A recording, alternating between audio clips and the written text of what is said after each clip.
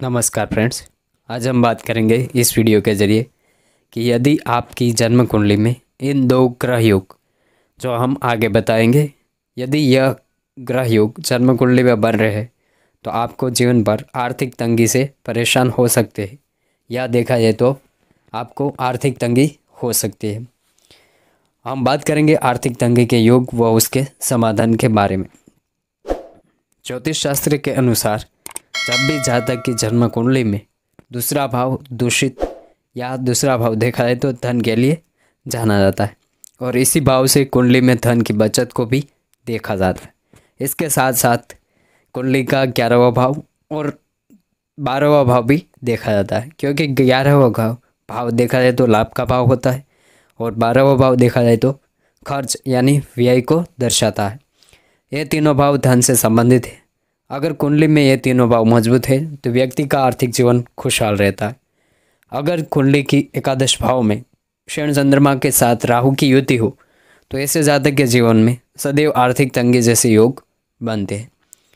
अब बात करेंगे आर्थिक तंगी के दो महान ग्रह योग। उसमें से पहला है केमद्रम योग और दूसरे के लिए बात करेंगे दारिद्र्य योग। पहले बात करते हैं केमद्रम योग। केमद्रम योग कब बनता है?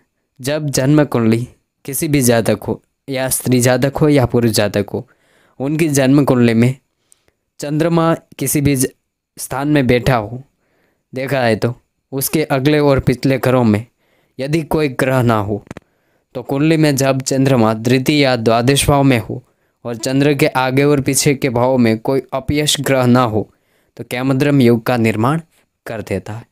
वैसे भी केमद्रम योग देखा है तो जातक को अपने जीवन के दौरान ज़्यादातर नेगेटिव चीज़ों की ओर आकर्षित करता है, क्योंकि चंद्रमा माने मन, और मन जब अकेला होता है यानी कि जब भी मन अकेला होता है तो कोई ना कोई चिंता हमारे मन में पड़ी ही रहती है। अतः केमद्रम योग के साथ साथ आपको आर्थिक तंगी के साथ साथ आपको मानसिक परेशानी भी मिल सकती है, तो उनके उपाय के लिए भी हम वीडियो के एंड में बात करेंगे। केमद्रम योग यदि किसी भी जातक की जन्म कुंडली में है तो उसे परेशान होने की कोई ज़रूरत नहीं है। यदि आपकी जन्म कुंडली में दूसरे शुभ ग्रह जैसे बुध, देवगुरु बृहस्पति या असुर गुरु शुक्राचार्य या शुक्रदेव यदि मजबूत स्थिति में हो तो आपको केमद्रम योग में थोड़ी सी राहत मिल सकती है। यदि आपके जन्म कुंडली में यह ग्रह योग है तो इस वीडियो को ज़रूर देखें। दारिद्र्य योग दूसरा योग है दारिद्र्य योग।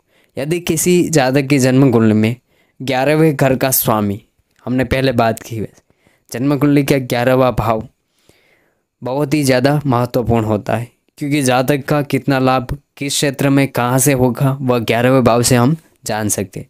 यदि 11वें घर का स्वामी ग्रह ही कुंडली के 6, 8 और 12वें घर में स्थित हो जाए तो ऐसी कुंडली में दारिद्र्य योग बन जाता है। दारिद्र्य योग के प्रबल प्रभाव में आने वाले जातकों की आर्थिक स्थिति जीवन भर खराब ही रहती है, चाहे वो अच्छे कर्म करे या बुरे कर्म करे, लेकिन उसे दारिद्र्य योग का सामना करना पड़ सकता है।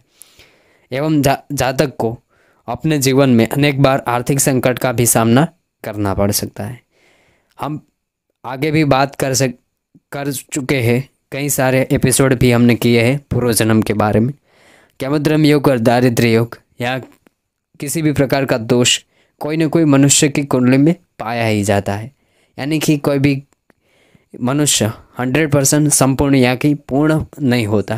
पूर्ण एकमात्र पूर्ण पुरुषोत्तम भगवान श्री हरि है, यानी कि एक पूर्ण भगवान ही है। अतः कोई न कोई मनुष्य होता है, उससे कोई न कोई परेशानी सदैव से चली आ रही है, अतः इसे घबराने की ज़रूरत नहीं। आपको उपाय के लिए यदि आपकी जन्म कुंडली में यह दोनों योग केमद्रम योग या दारिद्र्य योग है या इनमें से कोई एक योग बनता है तो आपको उपाय के लिए पहला उपाय हम जो बताने जा रहे हैं वह लाल किताब का है। बरगद के वृक्ष में देखा जाए तो बरगद के वृक्ष में यानी कि जो उनका मूल होता है वहाँ पे आपको कच्चा दूध चढ़ाना होगा। वह भी कब? जब गुरुवार हो और पुष्य नक्षत्र हो, या गुरु पुष्य नक्षत्र से शुरू कर 43 दिन तक नित्य किया जाए तो कुंडली में बैठे अशुभ ग्रहों के द्वारा आ रही आर्थिक तंगी में राहत मिल सकती है, या कहे तो तंगी ही दूर हो जाएगी।